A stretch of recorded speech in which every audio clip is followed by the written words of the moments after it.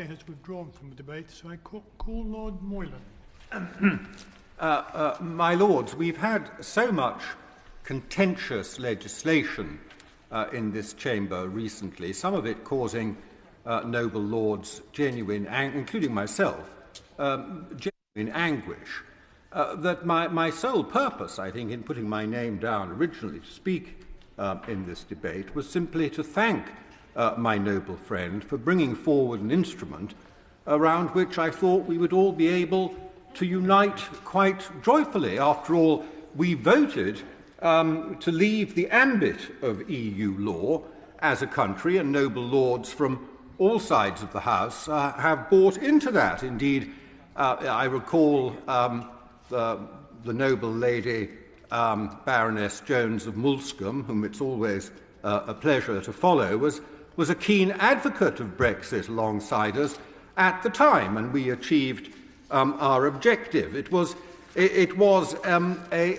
constitutional, inherently constitutional vote, Brexit. It didn't decide policy, didn't decide what our future laws would be.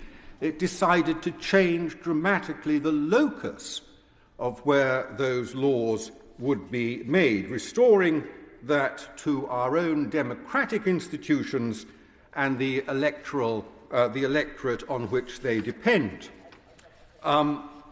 Yet here we are, 4 years later, and still subject to the full panoply of EU law. So we really should be rejoicing, I thought, at this statutory instrument, which is almost wholly devoted, for the first time, it does almost nothing else but abolish a whole range of EU laws.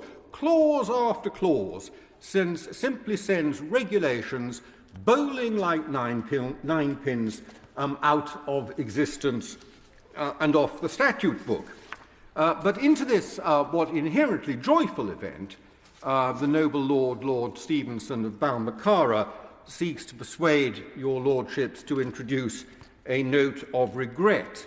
He's not happy for a number of reasons, but the principal one, as far as I can make out, is that he is not content that he should abolish or see elements of the existing regime abolished without knowing what is going to take its place. Now, we might all want to know what is going to replace what the government state aid regime is going to be in the future. It's a matter of keen interest. All we know at the moment is that it is going to be robust. That's been promised us by the Chancellor of the Duchy of Lancaster. But as my noble friend, the noble Lady Noakes, has explained, that is almost entirely ungermane to the current instrument in front of us. And she gave a number of reasons why it wasn't relevant.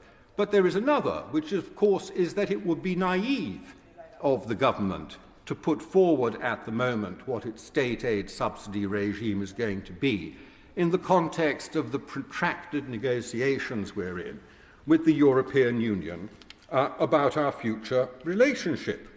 And that is because it is the intention of the European Union to take that regime and, if it approves of it, to seek to codify it in an international treaty or make it a precondition of an international treaty.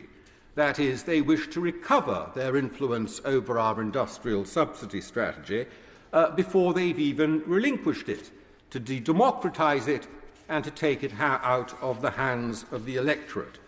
And this seems to me a very strange path for a Labour frontbencher to be pursuing, because the noble Lord Stevenson of Balmacara, will be well aware that even amongst leaders of the Labour Party in recent years, there has been a wide range of views on what the role of industrial subsidies should be. Nothing wrong with that in a democracy.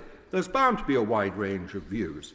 So I would hope what this instrument, what his motion would do, would be effectively be begging the government to take a Conservative government's policy, as yet unknown, and see that embedded in an international treaty, removing from other political parties which put themselves forward at elections in the future an opportunity to make meaningful change to it.